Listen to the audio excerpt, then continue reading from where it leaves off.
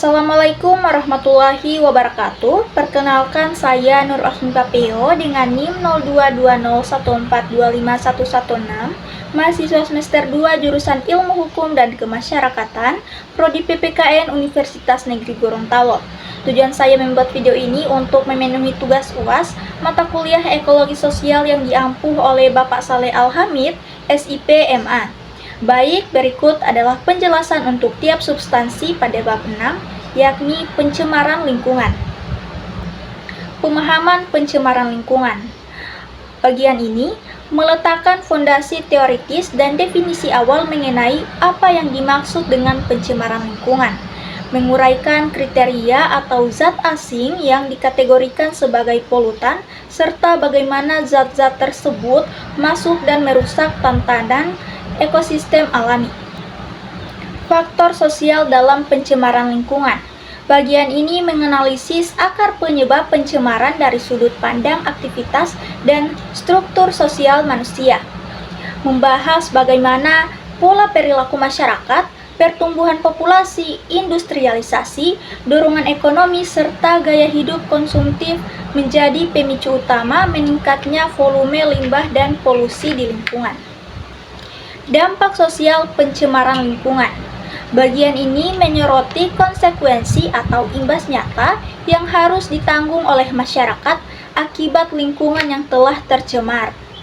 Mengulas penurunan kualitas, kesehatan publik, munculnya berbagai penyakit, kerugian ekonomi akibat kerusakan sumber daya, hingga potensi konflik sosial atau ketimpangan lingkungan. Pengelolaan pencemaran lingkungan dalam konteks ekologi sosial. Bagian ini membahas strategi, regulasi, dan pendekatan terpadu untuk mengendalikan serta minimalisir tingkat pencemaran. Mengintegrasi kebijakan hukum lingkungan dengan pendekatan sosial ekologis seperti penerapan konsep produksi bersih, pengolahan limbah industri, serta penegakan hukum bagi pelaku pencemaran. Contoh-contoh pencemaran lingkungan. Bagian ini menyajikan ilustrasi real atau studi kasus nyata mengenai berbagai jenis polusi yang terjadi di lapangan. Membedah fenomena pencemaran secara spesifik yang mencakup pencemaran udara, asap emisi, pencemaran air, limbah cair atau domestik, pencemaran tanah, sampah plastik atau kimia, pencemaran suara, kebisingan urban, serta pencemaran cahaya di wilayah perkotaan. Tantangan dan peluang di masa depan.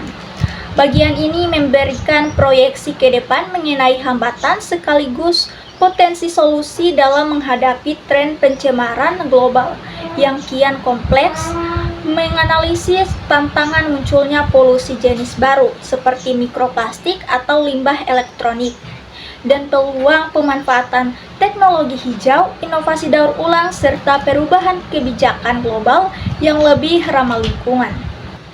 Peran individu dan masyarakat dalam mengatasi pencemaran lingkungan.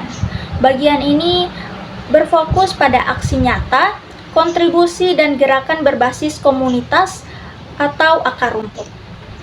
Menguraikan pentingnya edukasi lingkungan, pembentukan kesadaran kolektif, gaya hidup minim, serta partisipasi aktif warga dalam mengawasi dan menjaga kelestarian lingkungan sekitar. Baik, hanya itu penjelasan dari saya. Wabillahi taufiq wal hidayah. Wassalamualaikum warahmatullahi wabarakatuh.